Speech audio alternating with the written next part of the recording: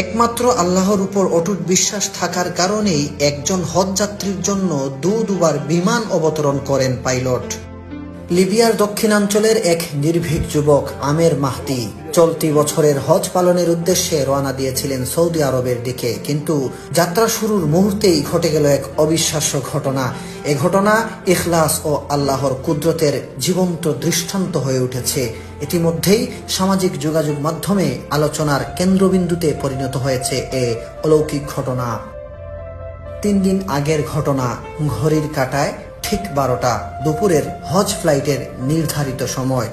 আমের ছিলেন তার দলের সর্বশেষ হাজি, যিনি মিশর হয়ে সৌদি যাওয়ার জন্য ট্রিপলি বিমানবন্দরে পৌঁছান। কিন্তু এয়ারপোর্টে পৌঁছানোর পরেই নিরাপত্তা কর্মকর্তা তাকে জানান তার পাসপোর্ট সংক্রান্ত একটি সিকিউরিটি ইস্যু দেখা দিয়েছে, যার কারণে তিনি প্লেনে উঠতে পারবেন না। বাকিরা সবাই বোর্ডিং শেষ করে প্লেনে উঠতে থাকেন, আর আমের আল্লাহর উপর বিশ্বাস করে একা বসে থাকেন অজানা এক পরিণতির অপেক্ষায়। এই পরিস্থিতি দেখে এক নিরাপত্তা কর্মকর্তা এসে বলেন, আল্লাহ সবকিছুর উপর কুদরত রাখেন, হয়তো এই হজযাত্রা আপনার কপালে ছিল না।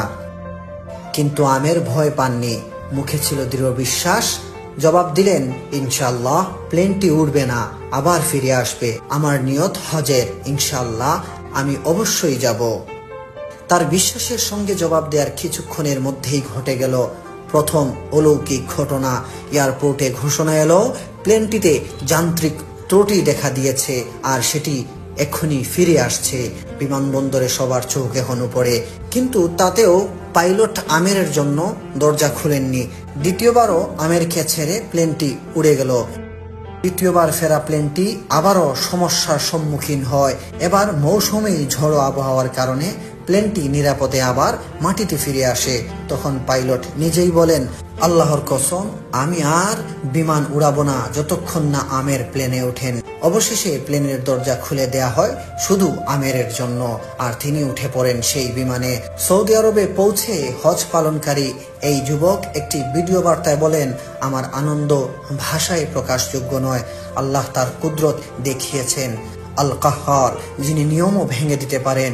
ঘটনাটি কেবল একটি ভ্রমণ কাহিনী নয়, বরং আল্লাহর একটি গুণবাচক নাম আল কাহ্হারের প্রকাশ। তিনি চাইলে সব রেওয়াজ, নিয়ম, নিরাপত্তা, এমনকি আবহাওয়াকেও পরাভূত করতে পারেন, কেবল একজন বান্দার পবিত্র নিয়ত ও অটল ঈমানের জন্য। সুপ্রিয় দর্শক, এই ঘটনাটি দেখার পর আপনার কাছে কেমন লেগেছে অবশ্যই কমেন্টে জানাতে ভুলবেন না, এবং ভিডিওটি শেয়ার করে ছড়িয়ে দিন অন্য কেউ দেখার জন্য।